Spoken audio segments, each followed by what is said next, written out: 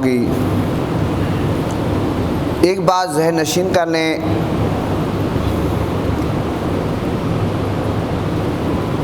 گناہ گار تو ہم میں سے ہر ایک ہے۔ ہم جو لوگ ہیں ہم گناہ گار لوگ ہیں، معصوم صرف اور صرف انبیاء ہیں۔ ہم گناہ گار لوگ ہیں، گناہ تو انسان سے ہو جاتا ہے، گناہوں سے بچنے کی کوشش کرنی چاہیے، لیکن پھر بھی انسان سے گناہ ہو جاتا ہے۔ لیکن بہترین گناہ گار وہ ہے جو گناہ کرنے کے بعد توبہ کرے،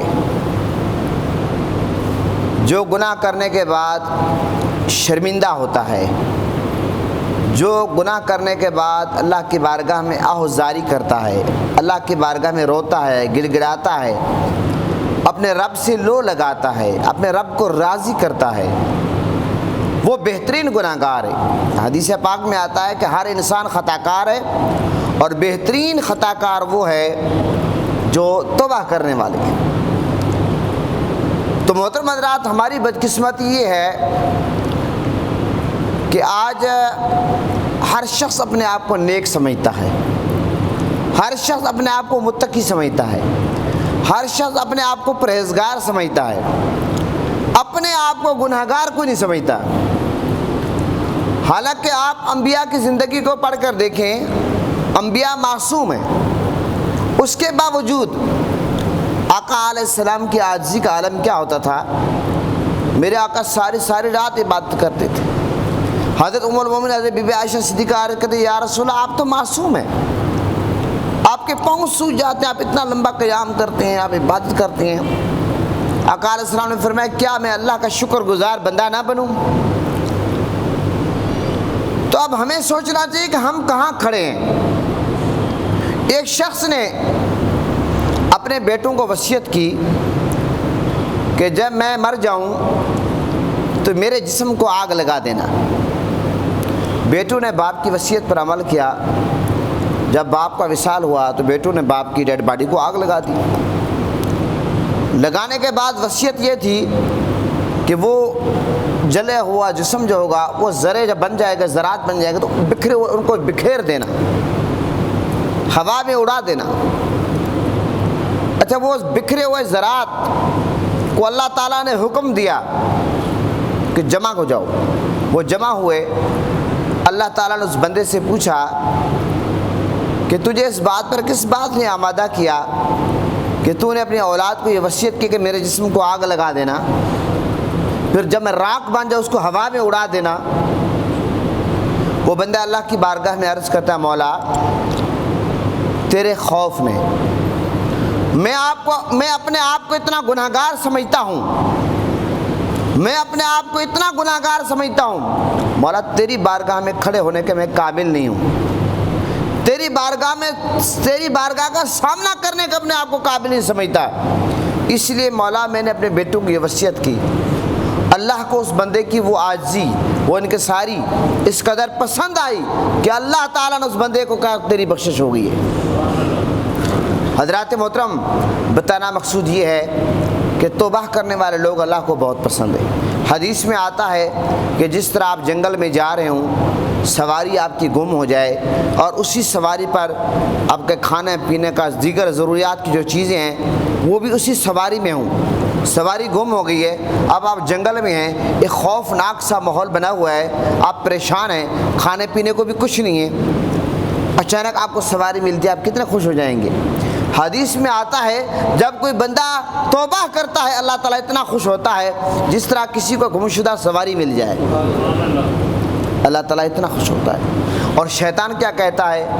شیطان نے کہا کہ یا اللہ میں مجھے تیری عزت اور جلال کی قسم میں تیرے بندوں کو گمراہ کرتا رہوں گا۔ اللہ نے فرمایا کہ مجھے اپنی عزت اور جلال کی قسم جب تک یہ مجھ سے بخشش مانگتے رہیں گے میں ان کو بخشتا رہوں گا، جب تک یہ مجھ سے معافی مانگتے رہیں گے میں ان کی بخشش کرتا رہوں گا۔ بخشش کا دروازہ، توبہ کا دروازہ ہر وقت کھلا ہے، توبہ کے دروازے کبھی بند نہیں ہوتے، یہ بات ذہن نشین کر لیں۔ آج دنیا میں اگر ہم کسی سے ایک دفعہ چیز مانگ لیں دوبارہ مانگنے جائیں گے تو ہم برا سمجھتے ہیں، وہ بندہ ہی برا سمجھتا ہے کہ یار ایک دفعہ اس کو چیز دیتی دوبارہ آ گیا۔ لیکن اے رب کی بارگاہ ہے کہ آپ جتنا مانگے اللہ خوش ہوتا ہے۔ آج دنیا دار بندے دیتے ہوئے تھک جاتے ہیں، لیکن اللہ تعالیٰ نہیں تھکتا، اللہ تعالیٰ تھکنے سے بے نیاز ہے۔ اللہ کی بارگاہ میں جتنا جو مانگتا ہے اللہ اس کو اتنا عطا کرتا ہے۔ تو محترم حضرات، ہم سب کو اللہ تعالیٰ سے زیادہ زیادہ مانگنا چاہیے، اللہ سے مانگنا چاہیے، بخشش مانگنی چاہیے، اللہ کی بارگاہ میں آرزو کرنی چاہیے کہ مولا ہمیں معاف کر دے، ہمیں معاف کر دے۔ یہ ادا اللہ تعالیٰ کو بہت پسند ہے جو بندہ اللہ تعالیٰ سے معافی مانگتا ہے۔ حضرت عبداللہ بن مسعود فرماتے ہیں کہ آقا علیہ السلام کا فرمان ہے کہ گناہوں سے سچی توبہ کرنے والا ایسا ہے، اس شخص کی مانند ہے کہ جس نے کبھی گناہ کیا ہی نہ ہو، جس نے کبھی گناہ کیا ہی نہ ہو۔ جب کوئی بندہ اللہ کی بارگاہ میں ہاتھ اٹھاتا ہے، گڑ گڑاتا ہے، حدیث میں آتا ہے رب فرماتا ہے مجھے حیا آتی ہے کہ میں اس کے ہاتھ خالی لوٹاؤں، میں اس کی جھولی بھر دیتا ہوں، میں اس کی جھولی بھر دیتا ہوں۔ اس قدر اللہ تعالیٰ کرم فرماتا ہے، مہربانی فرماتا ہے۔ ایک حدیث میں آتا ہے کہ حضرت ابو ہریرہ راوی ہیں، آقا علیہ السلام کا فرمان ہے کہ جب کوئی بندہ گناہ کرتا ہے دل پہ ایک سیاہ نقطہ بن جاتا ہے گناہوں کی وجہ سے، پھر جب بندہ گناہ پہ گناہ کرتا ہے، گناہ پہ گناہ کرتا ہے، وہ جو سیاہ کالا نقطہ ہے وہ بڑھتا جاتا ہے، بڑھتا جاتا ہے، یہاں تک وہ پورے دل کو اپنی لپیٹ میں لے لیتا ہے۔ اور پھر جب بندہ توبہ کرتا ہے وہ سیاہی ختم ہوتی جاتی ہے، ختم ہوتی ہوتی یہاں تک دل کی صفائی ہو جاتی ہے۔ محترم حضرات، کسی نے کیا خوبصورت مثال دی، یہ مثال اپنی جگہ، لیکن یہ حدیث بھی ہے کہ ہر چیز کی صفائی کرنے کے لیے کوئی چیز ہوتی ہے، دل کی جو صفائی ہوتی ہے وہ استغفار سے ہوتی ہے۔ دیکھیں آپ ورکشاپ میں چلے جائیں، کسی بھی چیز کو زنگ لگ جاتا ہے، آپ ریگمل کا استعمال کرتے ہیں تاکہ زنگ اتر جائے۔ حضرات محترم، یہ جو دلوں کو زنگ چڑھ جائے اس کے اتارنے کا ایک ہی نسخہ ہے، وہ کیا ہے؟ وہ استغفار کرنا ہے، اور استغفار کے اللہ کی بارگاہ میں معافی مانگنا ہے، گڑ گڑانا، رونا ہے، تاکہ اللہ تعالیٰ اس کے صدقے، استغفار کے صدقے بندے کی بخشش کر دے۔ محترم حضرات، ایک بات یہ بھی ذہن نشین کر لیں، یہ بخشش اس وقت تک نہیں ہوتی جب تک جو بخشش کا جو توبہ کا طریقہ ہم وہ نہ اپنائیں۔ آپ کو پتہ ہے کہ توبہ کا طریقہ کیا ہے؟ بہت سارے لوگ جب شب برات آتی ہے، شب قدر آتی ہے، مقدس راتیں آتی ہیں، رمضان کا آخری عشرہ آتا ہے اور جمعے کا دن آتا ہے، ان کے دل میں جوش آتا ہے کہ ہم اللہ کو راضی کریں، اللہ کی بارگاہ میں آہوزاری کریں، معافی مانگیں، لیکن وہ یہ سمجھتے ہیں کہ توبہ بس یہ ہے کہ ہم یا اللہ توبہ کرتے ہیں، اتنا ہی کافی، اتنا کافی نہیں۔ ایک بات ذہن نشین کر لیں، توبہ کے لیے ضروری ہے کہ پہلے جو غلط کام کیا ہے غلطی کا احساس ہونا ضروری ہے، اس غلطی پر شرمندہ ہونا ضروری ہے، اور اگر آپ نے کسی پر ظلم کیا اس سے معافی مانگنا ضروری ہے، اور پھر آپ توبہ کریں۔ توبہ کا بہترین طریقہ جو قرآن میں ہے، اس پر میں تفصیل سے آخر میں بات کروں گا کہ آقا علیہ السلام کا وسیلہ پیش کرنا ہے۔ آپ جب تک آقا علیہ السلام کا وسیلہ پیش نہیں کریں گے، اور کیونکہ قرآن میں اللہ نے یہی طریقہ بتایا، وَلَوْ أَنَّهُمْ ظَلَمُوا أَنفُسَهُمْ جَاءُوكَ فَاسْتَغْفَرُوا اللَّهَ وَاسْتَغْفَرَ لَهُمُ الرَّسُولُ لَوَجَدُوا اللَّهَ تَوَّابًا رَحِيمًا۔ اے محبوب، جب یہ ظلم کر بیٹھے، اپنے جانوں پر ظلم کر بیٹھے، خطا کر بیٹھے، تو یہ آپ کی بارگاہ میں آ جائیں، آپ ان کی شفاعت کریں۔ اب دنیا کا قاعدہ قانون یہ ہے، اگر میں آپ کا حق کھاتا ہوں، میں آپ کو ناراض کرتا ہوں، تو آپ کو راضی کرنے کے لیے مجھے آپ سے معافی مانگنی پڑتی ہے۔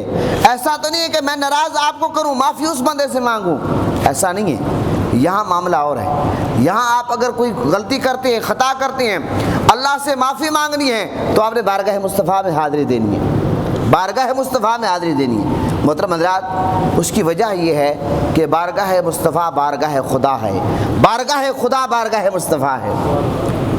اور اب اس کا بہترین طریقہ یہ ہے کہ آپ 2 نفل پڑھیں، 2 نفل پڑھیں اور سچے دل سے توبہ کریں، اور اللہ تعالیٰ بندے کی شارت سے زیادہ قریب ہے، نبی پاک صلی اللہ علیہ وسلم مومنوں کے جانوں سے زیادہ قریب ہے۔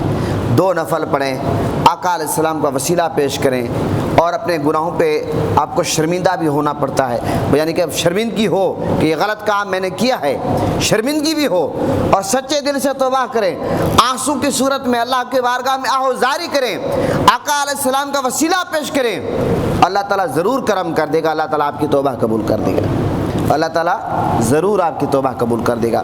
تو یہ توبہ استغفار کے حوالے سے